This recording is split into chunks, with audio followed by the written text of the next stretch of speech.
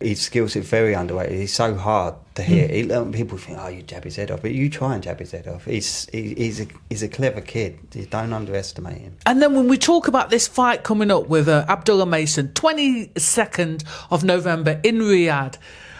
Wow. Before we get into the whole, technical side of things, what is it like for you? Somebody that's seen him as a kid, right? Thought he had potential. And the boys and the girls in the gym, but then to see that come to fruition, what's that like? It's a dream come true, really. I mean, but it's weird. It's like you have to pinch yourself sometimes, but then you think, I'm not surprised either. Not in an arrogant way, but he's done step by step and stuck with it, and he's just gone from strength to strength, hasn't he? And developed and do it. And you think, why not? He just offers something different, don't he? Why not? Why not the little lad from Mason be a world champion? 2 arms, 2 legs, train hard. You've got the ability. You can buy it down, give it your best shot. Why not? I mean, I know there's more to it than that. You do need a bit of natural talent, but it's just showing what your desire and passion can do and heart can do, because technically he's not the best. But he just is good at what he does and believes in what he does. So it just shows you, why not? I'm not shocked, if you know what I mean. Yeah, no, I'm pleased, and it's a dream come true. And it's a once in a lifetime thing for the town. We're not sure it'll ever happen again. I hope it does for one of the young fighters. But for a little town like Maidstone to have someone on that stage, you've got to embrace it. You've got to back him and support him. It might not happen again, but yeah, I think it might be a bit more emotional. I don't show a lot of emotion, but when it happens. You sound to me like the type of coach that didn't try to impose your will, your style on a boxer. He don't want my style. He'll come second. No.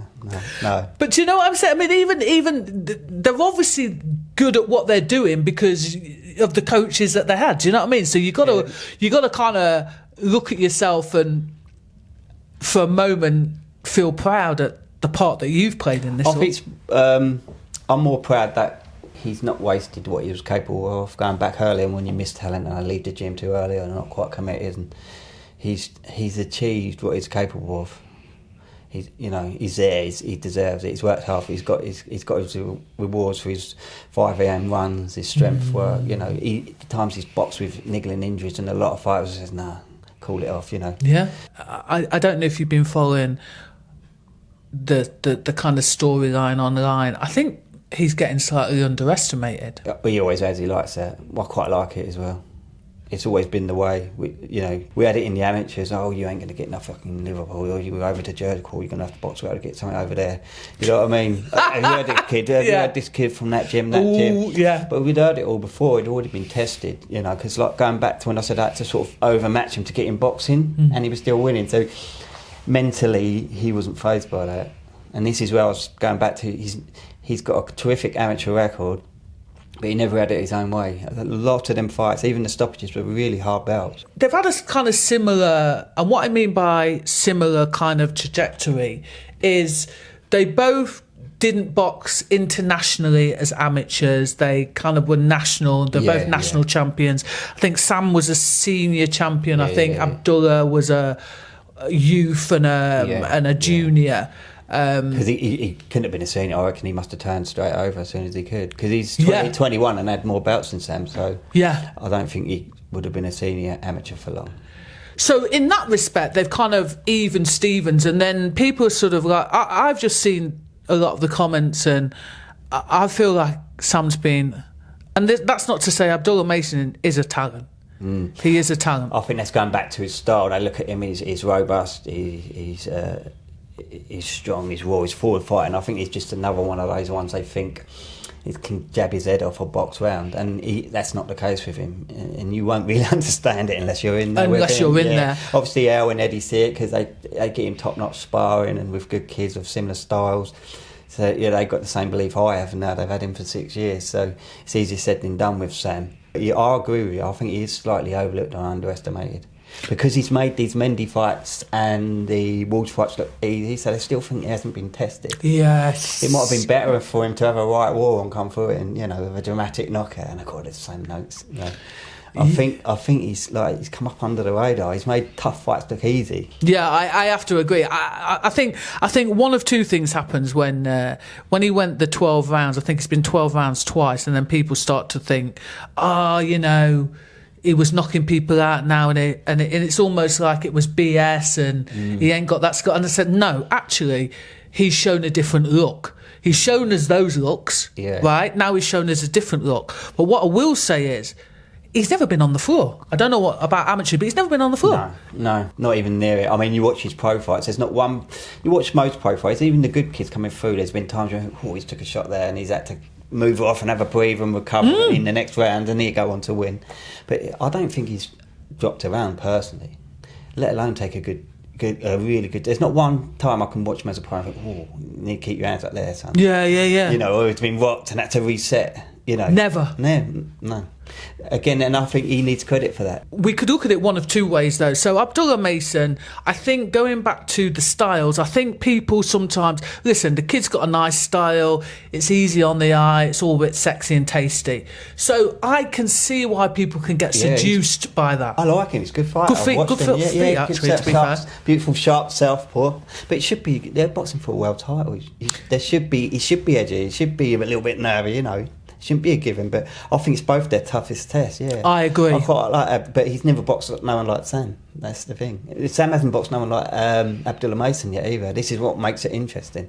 They're not going to get given that world title. I think who wants it most? Who's going to bite it down? I think who's hungry for it. And you're not telling me Sam Noakes is not hungry for it. That's for sure. I tell you what's interesting is I don't think Sam's face, correct me if I'm wrong, someone that moves as much. I mean, he's fought southpaws before, and again, I don't think he struggles against him. No, some people struggle against him. Yeah. But the footwork, I'm thinking, could be an advantage for Abdullah. I don't know. Yeah, I mean, he holds his feet as well at times, and he's got quite a wide stance, which I don't always think that helps someone when you've got someone in front of you, because you need to be able to move quick. Sometimes that can slow you down, a wide stance. It's got good lateral movement, but Sam's not going nowhere. He will punch with you. That's the thing. And if he's letting his hands go, Sam's still going to be there letting his hands go as well. It might not all be pretty all the time, but it's going to good match. It's going to good bout. I'm looking forward to it, but I'm backing Sam all the way. I just don't think he's going to let Abdullah settle. He might have the early rounds when he's razor sharp and fresh, and all the tactics are fresh in Abdullah's mind. He's listening to his coaches. The early rounds might be tough for Sam, but Sam will be ready for that. It's nothing he sort of hasn't had before at some point in the past where he's been behind and had to sort of chase a fight, and he overcomes them with his strength. But I know it's a whole new, it's a world title fight. It's a whole new ball game. He's unbelievable fighter, Abdullah. But I still think it could pan out the way other fights have in the past because of his mindset and his heart. I hope it does anyway. The Americans, they've got some brilliant lightweights, haven't they? And they rate him, so you've got to respect that. Oh, absolutely. But what makes it intriguing, like you just said, so Sam has never been on the floor. He's never really been in the trenches, and that can be a blessing, but it can also be a curse, can't it? We've seen Abdullah Mason get off the floor. I think Sam wants that. He wants to prove people we can bite down and have a tear up, but no one took him to the trenches or asked that of him. That's not his fault, but he wants that. I think he wants to prove that. I think that you see the best of him when they're both maybe a little bit tired, gasping for air, their hands start dropping and the mistakes happen. That's when you're going to see the best of Sam Noakes. Yeah. You're going to get that fight you want. Just as talking about it now, it's actually getting me, because it has gone under the radar, which is really, really, I think, quite sad. It's only really for me the last couple of, probably a week, 10 days, that I'm starting to see loads of media stuff. These two kids, I call them kids, but grown-ass men. Do you know what I mean, though? These two they're a talent. Yeah, they're opposite styles, but both very special. It's a perfect matchup, really, isn't it? Yeah. It's just what you want. I think for him, it's going to be a new experience for Abdul. It's going to be a new experience for Sam as well. Yeah? But I think when you see him eye to eye, they're going to be both up for it, both respectful. No disrespect. They know you're in a fight. Yeah. And that's what I like about Sam. He's never really played the game in terms of like being an arse. He don't need to.